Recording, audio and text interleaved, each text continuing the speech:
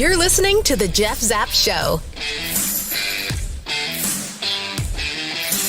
He's not a conspiracy theorist. He's just a patriot, standing for God, family, and country. Now, here's your host, the Zapper.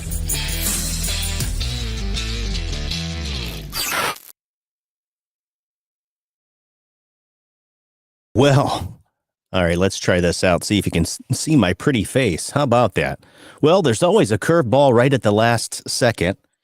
So it must be Cinco de Mayo. No, I'm not drinking tequila. Ladies and gentlemen, good Thursday evening. Happy Cinco de Mayo to you. And thanks so much to everyone that's going to be joining the show tonight. If you're new here, I appreciate you stopping in to listen to the town crier, this old redhead, what he has to say. I am Jeff Zapp, the Zapper. Bo Dean, the host of the Jeff Zapp Show. Listen, do me a favor. Make sure you like, subscribe, or share this content with your family and friends. I would greatly appreciate it. We're starting to grow. It's in its inception right now, but ultimately, I am grateful for all those that keep sending me words of encouragement and some wonderful emails and text messages and everything else. I appreciate that. Also, if you haven't checked out our website, please do so. It's coming along, again, it's in its infancy stage, and I'm a one-man band here. It's the jeffzappshow.com. And there you'll find the latest broadcast, which I'll have tonight's broadcast, a special guest we're going to get to here in just a minute. So do me a favor, check out the jeffzappshow.com, our website. The links there to all of our social media, as well as our archived or podcasts, which the podcasts are now available. So like Lauren tonight, you can listen to us if you want to while you're on the road. And they're available on all major platforms right now, so you can check us out there. Tonight, we're doing something a little bit different. Actually, I tested it out on Tuesday, and we're not only live streaming on Rumble, but we're doing it on Facebook and YouTube. Now, there's always a caveat with that. Those two platforms, which I won't mention, but if you're watching on one of those traditional platforms, who knows how long I'll be on those before they boot me off. The censorship is real, and so that's why I primarily stream on Rumble. But tonight, we're on all three platforms. So if you wouldn't mind doing me a favor, if the stream is coming in well, I think I'm able to pull up my chat messages here. It doesn't work for Rumble. I'm on a different screen. So if you can just give me a word of encouragement, a thumbs up, a smiley face, whatever you want, that would be very helpful for me tonight. So we're going to be opening up the phone lines later tonight. And as we come up onto the top of the hour, I wanted to start at 7:55 because I want to do my own little intro and then have our guest come on and have about 30 minutes to chat with her this evening. She's on her way to Rock the Red event up there in the Greenville area. Those that might be familiar with that, Presley Stutz, who unfortunately passed away or succumbed to COVID complications. I had the privilege of chance to meet with Presley. So, Lauren's going to be joining us in just a few minutes. She's on hold right now, and I wanted to make sure everything was functioning properly. So back to my original point, long way around the shed. If you're on one of these platforms, if you could just do me a favor and make sure that you give me a thumbs up or make sure that the audio quality, everything's looking good. I am a one-man band here, so I'm trying to juggle all the chainsaws at once here. I also want to thank, before I get too far along here, my partnership with Mike Lindell and the folks over at mypillow.com. Make sure that you use the promo code, my last name here, Zapp, Z-A-P-P. If you are looking for any of the Giza Dream Sheets, anything that Mike Lindell and mypillow.com offers, if you mention that promo code, you'll receive up to 66% off your next order. Listen, I'm not doing this to get rich. But the nice thing is they've partnered with me, so they should do a little revenue sharing, and it's great. So it helps me out a little bit. So if you wouldn't mind, the next time that you need some slippers or some, pet blankets or a pet dog or something from mypillow.com, do me a favor and use that promo code. You'll get up to 66% off your next order, and you'll be helping out not only Mike Lindell and his team, but the Jeff Zapp Show as well. So I certainly would appreciate it. Finally, if you want to support the show, if you like the content, you can buy me a cup of coffee. Literally from my homepage at the Jeff Zapp Show, there's scrolling through the media at the top. You can click on Buy Me a Cup of Coffee, and you can generously give as much as you'd like. Again, it helps offset some of my production costs. I'm doing this because I feel God's called me to do this. But if you want to help me out, that would be greatly appreciated. All right. So as we come up here, it's 8 o'clock straight up. Without any further chit chat, let's turn our attention to tonight's special guest, Lauren Martel. She's been an attorney in private practice for over 30 years, operating her own law firm right here in the heart of the Low Country for the last, I think, 25, since 1997. It's no surprise she's a patriot, considering her family heritage dates back to the Revolutionary War. She's a member of Daughters of the American Revolution, a lineage of warriors who fought for liberty and freedom for this great nation. Lauren is a wife, mother, patriot, and most importantly, a sister in Christ. You can find out more about Lauren by visiting her website, which is martelforag.com, which I'm going to bring up here on the live screen right now. And so please, ladies and gentlemen, please join me in welcoming the next Attorney General for the state of South Carolina, Lauren Martel. All right, let's see if we can figure this out. Lauren, are you there? Yes, I'm here, and I just want to make sure whether the sound is better if I have you on speakerphone or whether you want me to take it off speaker and put it up to my ear. Well, I can hear you loud and clear, and I've actually turned up. I've got a couple dials here, and I've turned it up, so hopefully everyone can hear you okay. It looks like the levels are okay on my end. So, yeah, we'll figure it out as we go along here. Okay. Well, so that sounds great. That was the only thing I wanted to know, if you needed me to take it off speaker. But if this is good, this will work. No, it's great, Lauren. I really appreciate you taking time to have you on the show. I also appreciate you throwing me that curveball at the 11th hour. I do this professionally, and it's like I was all excited to have you on video, and for everyone, nobody wants to see my pretty face. They certainly want to see yours. And so I'm like, oh, how am I going to have her on the show? I'm going to have to do a call-in number. So I was scrambling to do that. My wife's calling me, can you fix me pizza? And I'm thinking, this is absolutely crazy. But, I met you last fall in a professional capacity. I won't go into specifics with it, but I want to kind of start. Let's park the car, if you will. I know you're driving. You don't park the car. I'm going to park it over here for a second. And it was with regard to the overstepping the school boards, the Board of Education, our constitutional rights as parents. It's like we're going to let the state raise our kids, and they want to, quote, follow the science with regard to mask mandates and social distancing and everything else with COVID, the scamdemic, I call it, recommendations to follow the science. But we know it was really more following the political science. So I kind of want to start there because you've been fighting it from the very beginning, and I want to give you an opportunity to introduce yourself, and then I'll shut the heck up for a few minutes. So, Lauren, welcome to the program. Well, thank you so much. It's an honor to be on your new radio show, and I'm so glad that you've gotten this started. And I wanted to just give a shout out to Mike Lindell, because I have a MyPillow. I love it. And traveling, I even have a little travel MyPillow, and I love those too.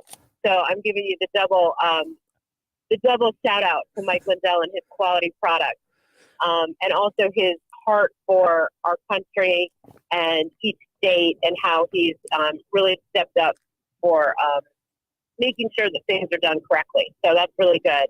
I am Lauren Martel, and I was honored to get to know you and your beautiful, lovely wife in 2020. And it was when we were right in the middle of wondering what in the world is happening, how did we get occupied, and why is the administrative state taking over and our checks and balances and due process and representative republic absolutely clogged. I mean, it was just like a completely clogged pipe, and people were running into the wall, and they weren't able to live life the way they normally do.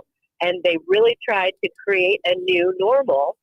And many of us stood against that. And so many of us have never succumbed to a new normal. And thank God for that. But a lot of people fell into it during these last 2 years. And it's been a real fight. But none of the fights are in vain, because every single time either you stood up or, Lori stood up or somebody stood up, it was contagious and it was inspirational. And it was an honor to try to step in and help you. And as we knew going into these particular fights during the 2020 to present time, many of them were not just legal in nature, but they also were parallel political in nature, meaning that part of the victory was to educate people about what was going on, educate people to what the true law was, and that ordinances and policies and administration doesn't trump the constitutional laws that we have that govern the state of South Carolina. And sometimes we didn't see victory right away. Sometimes we see little victories. Sometimes we see absolute miracles in real time, but we always were able to stand up. And what's going on in our schools, although masks and plexiglass and some of those issues are no longer at the forefront, there's an underlying problem that you just wait, what's the next shoe to drop? And whether it's going to be, pushing the vaccines in an unprecedented way, or what I'm working on right now is the absolute obscenity in the school libraries and on the approved reading list. And again, all of these things track the political and the legal. And I think the more parents that get involved, the more parents that are courageous and stand up, they can take back those schools. But the public schools are wrecked right now. Yeah, as a matter of fact, that was one of you kind of already broke into that area that I wanted to talk about, because I really wasn't that familiar with some of the pornographic materials within these schools. Would you like to talk a little bit about that, Lauren? Yes. Just last week, about a week and a half ago, I had been made aware that there were books that had gone completely out of the realm of anything that children should ever watch, even some adults should ever read or watch.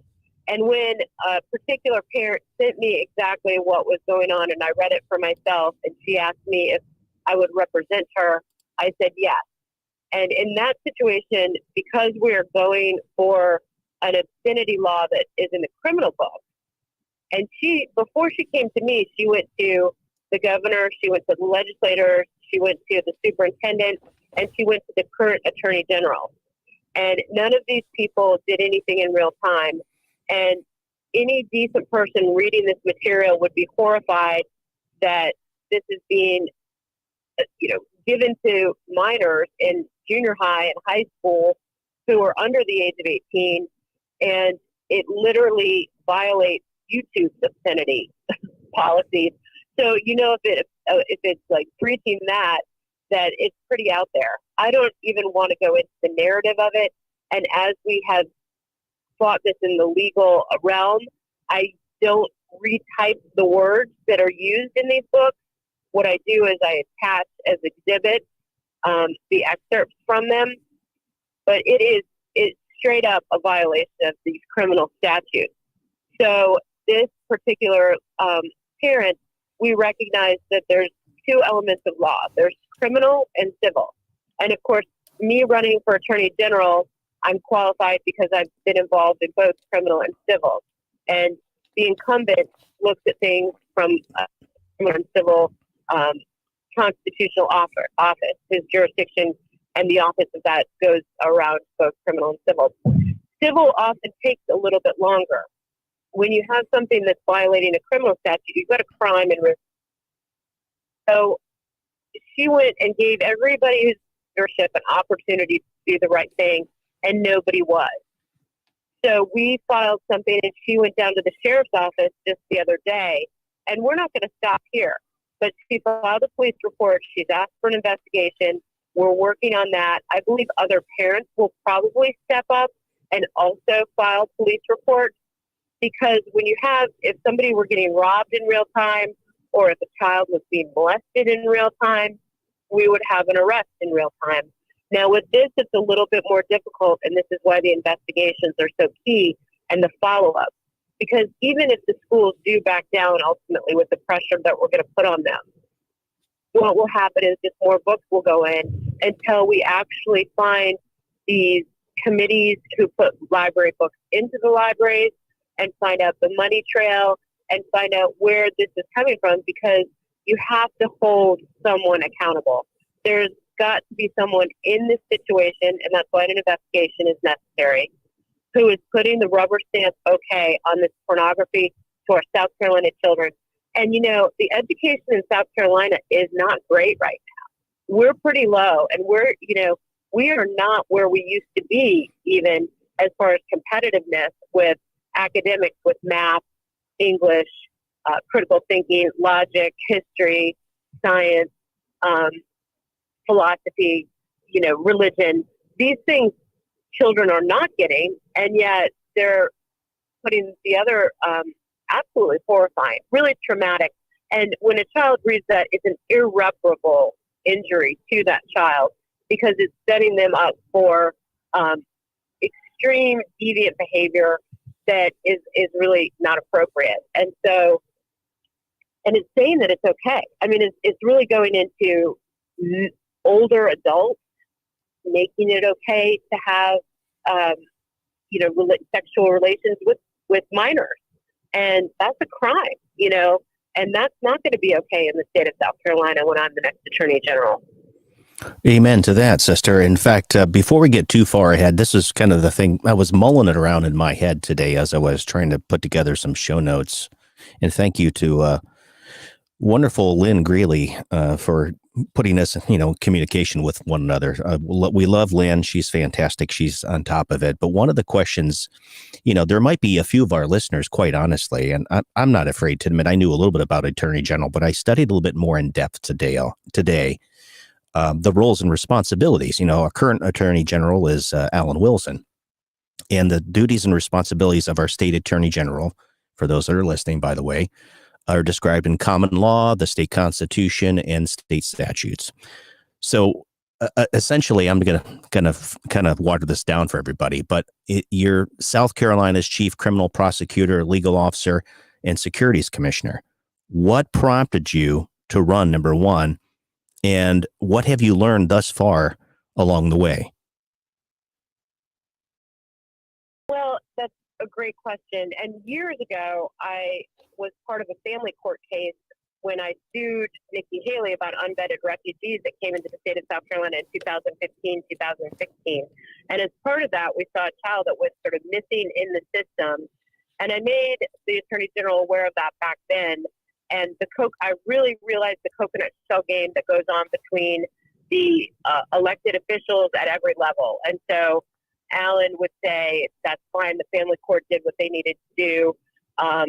The FBI would say, well, that's local police enforcement. Local police enforcement would say the flood needs to invest.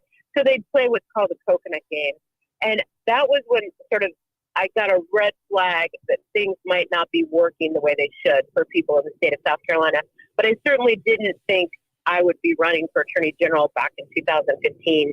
It wasn't until about a year ago that after I had been with many strong people who wanted to advocate for their family members involved in life and death cases in the hospital, where we felt that we had to go in and actually extract people almost in a hostage situation from the hospitals with the unilateral COVID protocol that was financially incentivized. And then the other life-saving medications were intentionally suppressed. And this information came to me, and that was very concerning as I was watching people in desperate situations that were in hospitals, and they were thinking that they were going to be able to get the best care possible. And the way the administration had created it, even some good hospital staff didn't know what they were doing. They basically would say, we're doing everything we can for your loved one, which was everything the hospital administration had allowed a unilateral COVID protocol financially incentivized. And that was when I started looking in more depth. I always knew what the Attorney General should or shouldn't do. I knew that his Attorney General opinions had been watered down, contradictory, and often supported unconstitutional things. I was concerned about all of those things, but when I realized that he had stood down on protecting the Constitution and the people of the state of South Carolina through 2020 until presently, and then going back, I looked into his, past and saw that that was really what he was doing, was standing down on his duty to protect the law and use the law to protect the people. And that caused me great concern. breaking up monopolies is a huge thing that we know the Attorney General has at his purview. Let's look on the other side of it. Eric Holder broke up the monopoly of voting machines, which created Dominion, as we understand it. You know, it can be done. The conservatives need to do it. And Eric Holder also, under Obama, when he said he was going to fundamentally change our country, and I didn't think it was possible that he could do that, under the Eric Holder Attorney General, they pinpointed it and actually wanted to get attorney generals and secretary of state offices. And also in that 2008 period of time, they got the intellectuals from the law review journals and some of the best law schools. And it didn't matter because they started out with a false premise. So it didn't matter how intellectual or academic you were. They ended up with the wrong outcome, but they wanted the wrong outcome. So I'm telling you that when I did my research on how we got here from attorney generals, historically, all the way back to our founding days, the attorney general had a duty to defend the law. Now, this new policy that they created through these law reviews, it indicated that the attorney general, at his discretion or her discretion, if they didn't feel that something was constitutional, they did not have a duty to defend. So, as these attorney generals got targeted, they got played, and they picked people who would be, and then they got them to stand down on their duty to defend. And the first law that went in South Carolina in 2008, when this was targeted, was the law in the family court code that a marriage was between a man and a woman. And that fell. And then the next ones to fall from Alan Wilson would be, for example, the Heritage Act on defending the heritage of the great state of South Carolina and protecting the monuments, the war memorials, and the names of public buildings that honor the dead and the people from our history, trying to take down our history. And just look at it one after another. The constitutional rights. People were being blanket denied religious exemptions, that they even had to file religious exemptions to get out of mandates, is absolutely unconstitutional. But he had no political will to defend the people or the law in South Carolina. And so after I looked at the bigger picture, and a few people approached me to ask me if I would consider doing it, I prayerfully considered running for the next attorney general for the great Palmetto State, and I said yes. Well, I'm glad that you did say yes, and especially not only for people to ask you, but you got to follow God's lead, right? And we need more and more people speaking the truth to be unashamed. I said on Tuesday during my broadcast, Proverbs 28:1. The wicked flee when no one pursues, but the righteous are bold as a lion. We need more lions and lionesses in today's world. President Trump always talks about returning the power back to we, the people. And certainly you're an ardent supporter of that, defending this great constitutional republic in which we live. We've been attacked on all sides, and unfortunately, many people have been asleep for so long. This didn't happen overnight, Lauren.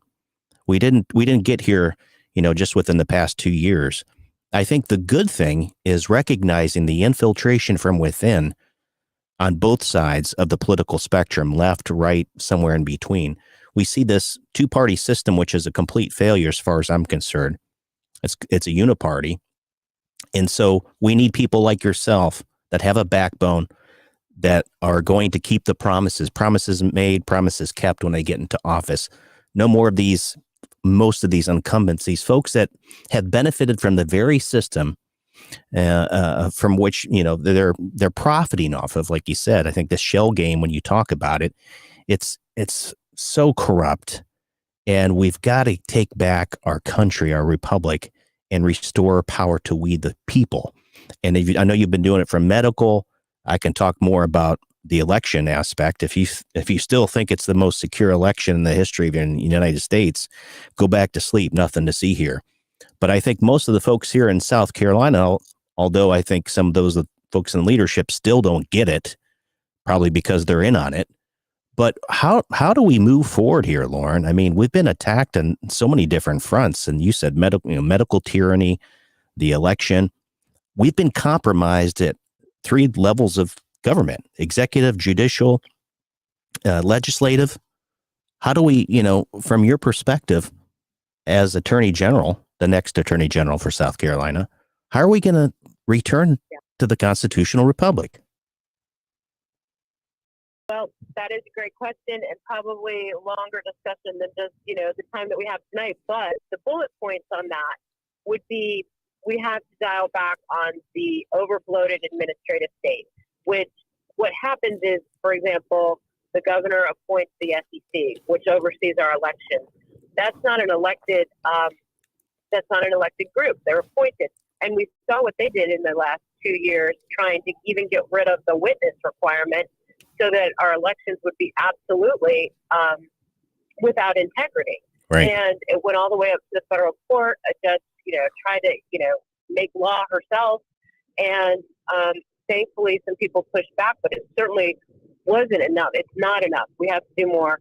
So, all the agencies and the administrative unconstitutional powers that they have that have been sort of what happens is elected officials delegate out to unelected agencies and give them the power, and we need to not have that anymore. So an attorney general can dial back on that. It's an unconstitutional overreach into the individual's rights.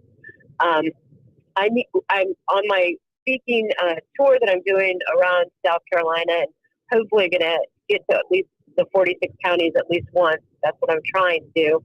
My husband and I, for the next 40 days, are going to be traveling around the state and going to different places.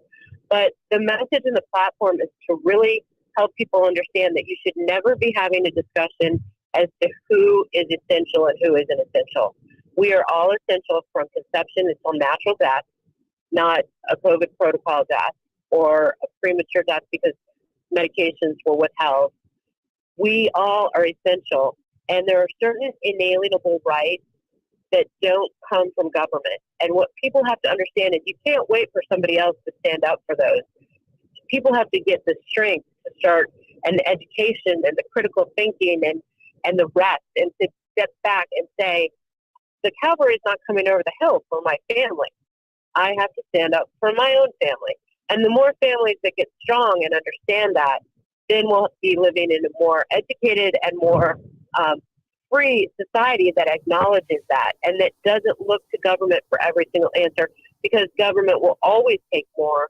And government, if you don't push back, they're always going to, take it another inch or two or next mile. They're going to take more taxes.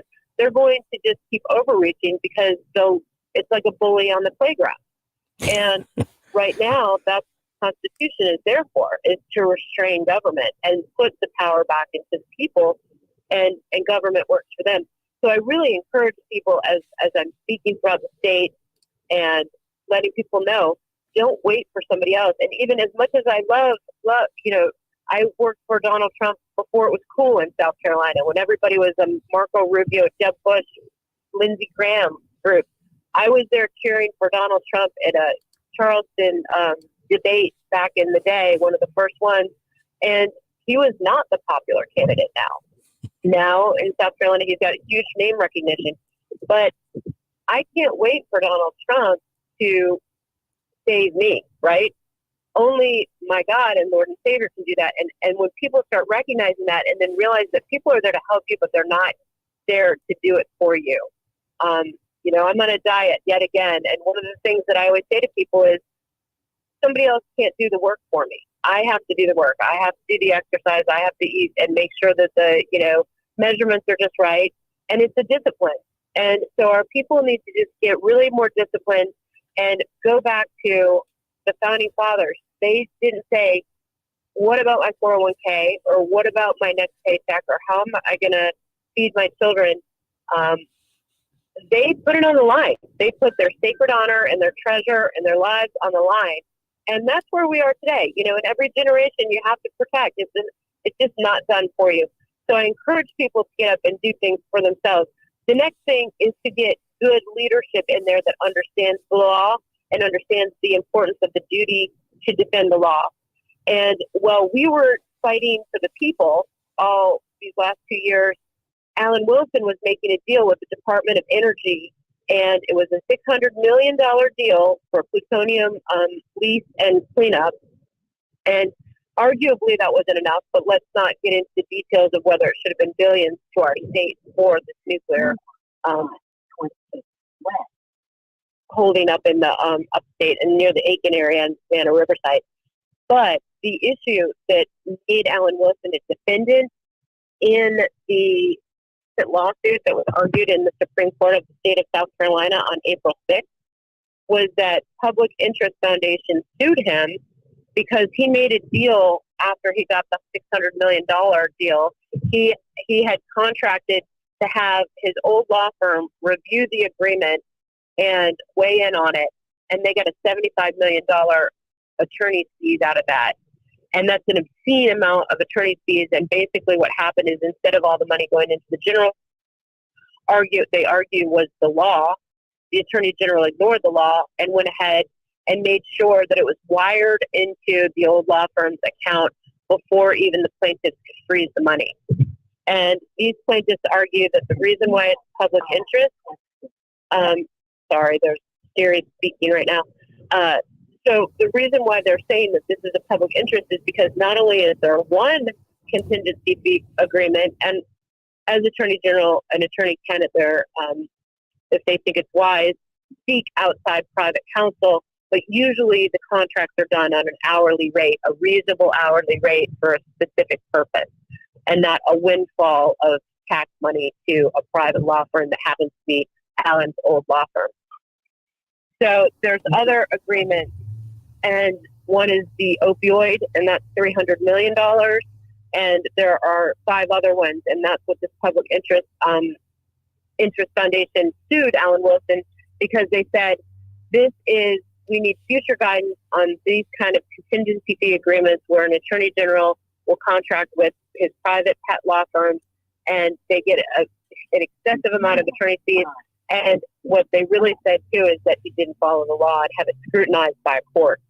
So these are the things that were happening, as well as he was making deals with Mako Medical in 2019. The next thing you know, they gave a lot of money to his campaign.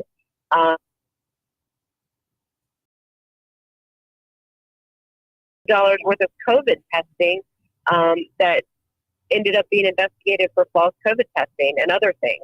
You can look it up, Chad Price at Mako Medical. So this is the kind of level of corruption in high places that once we can get that out of that office and have it start working the way it will be functional instead of dysfunctional, we will prosecute crime and investigate and, where necessary, make arrests. There's been a lot of people who have been just allowed to go free because they happen to be Alan Wilson's friends. If you look back at Rick Quinn's situation, you'll see that and do a little research into that. Or even arguably the Murdaugh situation that we're about to see. You know, months later, we find out about the blood splatter. And I just saw a recent article where they're saying that, you know, Alan used the grand jury finally. He hasn't been using grand jury for, years. And they indicted the banker involved in the Alex Murdaugh case where he was moving money through the bank. That is good, but I think Alan's going to try to ride that into a national news, get a lot of coverage. I have to tell you, it's a day late and a dollar short. The corruption in South Carolina has gone so far that at an election cycle, I really hope that people see through it and know that it's yet again a little bit of lip service, a little bit of the right action, but he does not follow through for the people, and he never will. His allegiance is to corporatism and a global agenda, and I am the South Carolina First candidate. Wow, the corruption is far and wide, folks. And Lauren, I appreciate that. We're coming up on a 30-minute mark. I just wanted to pause here quickly and let anyone know that would like to call in and you have a question for Lauren Martel, candidate for South Carolina Attorney General. The number here in the studio, you'll be placed in the queue. Again, I don't have a call screener tonight. It's an automated line, and you'll leave your name, and it pops up on my screen. So if you'd like to speak with Lauren tonight, please call in. It's 1-843-305-3075. That number again, 843-305-3075, and you can talk. You can ask Lauren a question or me a question, And so go ahead and open up the lines. I'm paying attention to the screen right now. Lauren will continue for a few more minutes.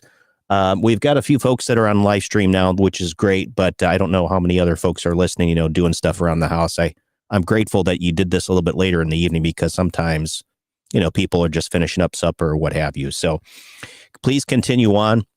And if a caller comes in, then I'll interrupt you. But I'm learning more about this corruption than, I thought I was finding out a lot about election and medical fraud, but my goodness, it's a lot worse. The swamp's deeper than we thought.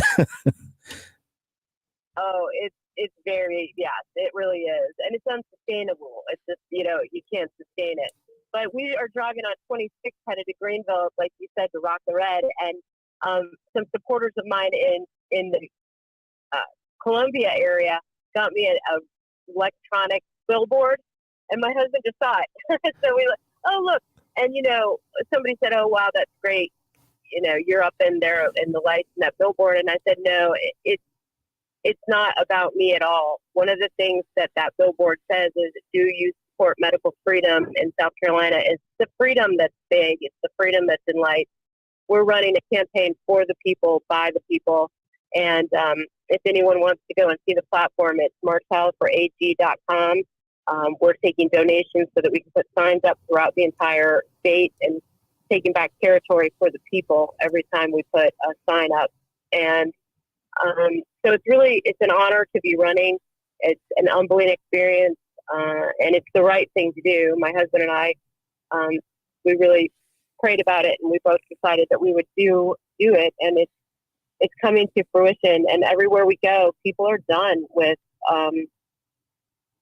the status quo, and many people just don't want to deal with the idea that the government's going to be so deep into their lives. And people are worried about some of these things called ESGs, which is environmental social governance. And that's something that even our own treasurer warned people about, that individual scores like this might be coming out. They already do those with corporations because they get extra money. Right. And the better they do for being green or environmentally green, they get more points, and then they get more tax breaks or different perks. It's a reward negative. It's a negative and positive reward scale. It basically puts you down into where your credit score was important for whether you can get credit or buy a house or, and it literally becomes almost a personal credit score. So are you a good person or are you bad? And how it's going to be factored is, probably we're not going to like it so much. Are you Christian? Are you vaccinated? Do you eat bacon? Do you have a gun? These kind of things on your environmental social score. So big warning came out from our treasurer, who a lot of people like, and I happen to like him too. He's a nice person. And his name's Curtis Loftus. And he was speaking to the Poinsett Club, and he said to everyone, look, these ESGs are coming for individuals, so y'all need to just boycott Amazon. He picked on Amazon as the one corporation, but there's many of them. So we all said, okay, well, we can boycott that, right? But I raised my hand at the very end, and I said, but Curtis, even if everyone in this room boycotted Amazon, our state-funded Attorney General website, if you drill down on human trafficking, it proudly partners with the corporations that you just warned us about. 13 miles ahead. So I said, is that a problem? Because when you look down and see, we proudly partner with Thorn or Polaris. Polaris is one of the largest dating websites, and one of the reasons why they're a partner with there is because there's a possibility that human trafficking or some sort of thing can go through it's multi-million, maybe even multi-billion-dollar industry, and so why not partner with the people who might prosecute you? You know what I'm saying? So It's a very interesting conflict of interest right there. And then you have the basically being sponsored by the corporations that are pushing ESGs. So these are huge problems. I would definitely look into that. And I don't think that we've gotten any better on human trafficking. When you look at the Attorney General's site, you'll see all the different things that you can do to human trafficking. One, if you're just going for either low-hanging fruit or you're highlighting, and God bless the victims that have survived it, but if you're not actually prosecuting the crime or investigating in the right places. And that takes me back to 2015 when I did see a child go missing through our system who had been rubber stamped and there was no guardian ad litem, and the lack of will to really investigate that is extremely concerning. So if you have a multi-million-dollar budget to try to eradicate human trafficking in our state, and it's gotten worse, there's a problem there, right? So it might be time for a new Attorney General because of that, too. And I know one of the issues that you want to get to, and I'd love to hear your take on this as well, is obviously election integrity, and that's a real big one. That's like, probably a singular issue when you're talking about whether you're a free state or not, if your elections are safe and fair. Well, we need to talk about that in person, and I hope that as we're running out of time even here tonight, we don't have any calls right now, but I'm going to leave the phone lines open for another few minutes before I sign off. Folks, if you're out there and you hear our voice and you'd like to call in, you have a question for Lauren, the studio line here is 843-305-3075. You got a few minutes left before I'm going to shut her down. But Lauren, I did want to say that, I thought about that long ago when I was in aerospace engineering, when they said after the Bush-Gore fiasco with the hanging chads, and they said they were going to start to digitize or vote. I scratched my head back then, and I'm thinking, I'm an engineer, and that doesn't sound very good to me. And we've known that, again, from the Patriot Act, it goes a lot farther. But the last 70 years, we've been infiltrated from within. I think, if anything, the last 2 years has shown us from that insurrection that occurred on November 3rd, 2020.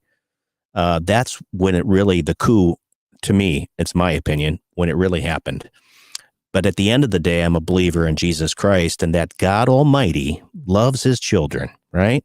And he is still in charge, and there's no sweat on his upper brow. But it does take a responsibility and accountability for you and for me, for other followers of Christ Jesus, to make sure that we do our part, to stand strong, to stand firm. The battle's already won, by the way. Jesus defeated the enemy on the cross. That was what we just celebrated a few weeks ago. But we are to do our part. He loves us. He's a heavenly Father that makes sure he takes care of us. And so people like you, when you're called to step into the gap and to do what's right, and I absolutely love it. And I know I worked for with the Trump campaign when he was a candidate. And that's actually, Lori was on the Trump train first, but I know how difficult it is to run a successful campaign. So I want to pause here at the end to make sure that you have an opportunity to speak to all those folks that are listening to you this evening that maybe have not heard of you before, didn't realize you were running. Number one, to thank all of your campaign volunteers. And number two, where can they go to find out more information or to support you financially? Thank you. Yes, I have a great volunteer army. They're amazing. And Lynn is one of the top. She's just so amazing, and I'm blessed. It really is divine appointments, and that God does know what he's doing when he calls people. But what we do need help with is we have a great website that is put up by another patriot as well. And you can go there and you can sign up to stay in the loop and to volunteer. You can also donate, and we really do need donations right now. We really need to hit some goals so that we can bring home this victory. And just like you said, the victory is already won. And I often read the scripture, Ephesians 6:10, and I love that because that's where the battle is in the principalities, and it's already won. So we walk it out down here. Yep. So what I need is another group of another army. I mean, we need legions of people in the state of South Carolina to turn out like they've never done before for this primary vote.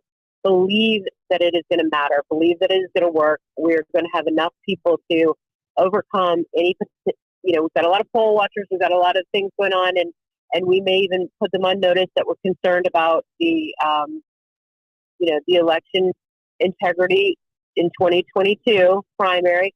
But all that being said, when the people turn out and we see the numbers of actual real people voting, I believe that we will win.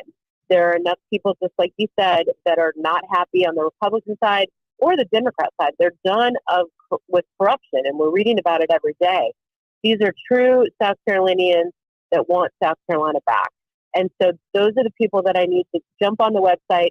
We actually have a PDF flyer that people can download, print, and share with your neighborhood. I've asked people to share my website on social media and do what I like to call social media door knocking. You can just message somebody and say how important it is.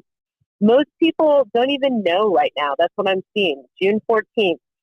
We've gotten so busy with life that people forget, and people have been cynical now. Do our elections matter? Do they, and we have to overcome that. And I think that's what I need people to do, is get on the website, get activated, get your friends and family activated. And if every one person can touch 50 or 100 people between now and June 14th and tell them to get out and vote, we will win. I couldn't agree more, and I think that's a fitting place for us to end. And I just want to say, Lauren Martel, thank you so much for being on the Jeff Zapp Show. You're more than welcome to come back on. Folks, do me a favor. Make sure that you go check out her website, as we talked about earlier this evening. I actually have it up on the stream right now. It's martelforag.com, and you can find out all the social media links there, where to donate, and find out more information about Lauren.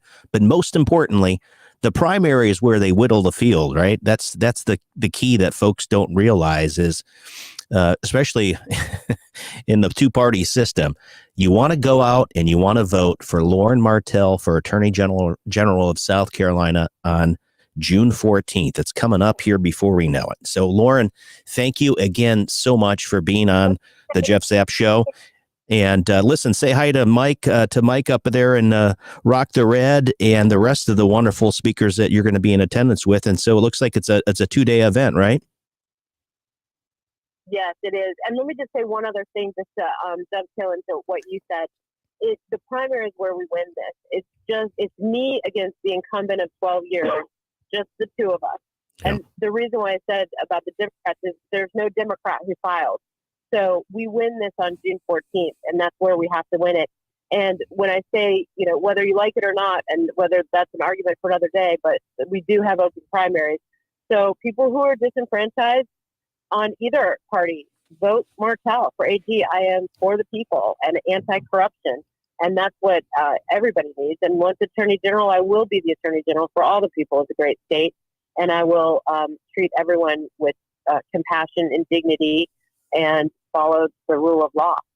Well, Lauren, thanks for being on the program tonight. Can't wait to see you in person here soon. I'm just almost out of the woods. Got my kid's graduation coming up here soon. And then Laura and I think are going to have our 20th wedding anniversary celebration at the end of this month. And so after Memorial Day, I'm going to be open to come see you at some of these wonderful events that you're speaking at and to help you out as well. So thanks again from the bottom of my heart for being on the Jeff Zapp Show. And listen, be safe driving, and we'll talk to you soon. Absolutely. God bless.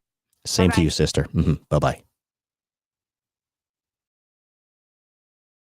Well, folks, that's it for the Jeff Zapp Show. I appreciate you tuning in, especially all of those folks that were patient with us as I said, the curveball was thrown at me at the last minute. We were going to have her up on the video screen here and come back to my lovely picture. And unfortunately, we didn't have any other callers, and that's fine. Those are the types of people that we need running for public office. Someone with a servant's heart that wants to do what's right. And so I encourage you, if you're maybe wrestling with that in your own heart, we need to return the power to the people, as the president says, the real president. Have a great Cinco de Mayo. We'll be back on Tuesday of next week. And so that's all for us tonight, and we'll see you next time right here on the Jeff Zapp Show. Thanks for tuning in. Would you please do me a big favor? Like, subscribe, and share this content with your family and friends. Send your questions, comments, or requests for interviews to info@thejeffzappshow.com. Visit our website at thejeffzappshow.com to sign up for our newsletter, catch up on archive shows, or to link to our social media. See you next time right here on The Jeff Zapp Show.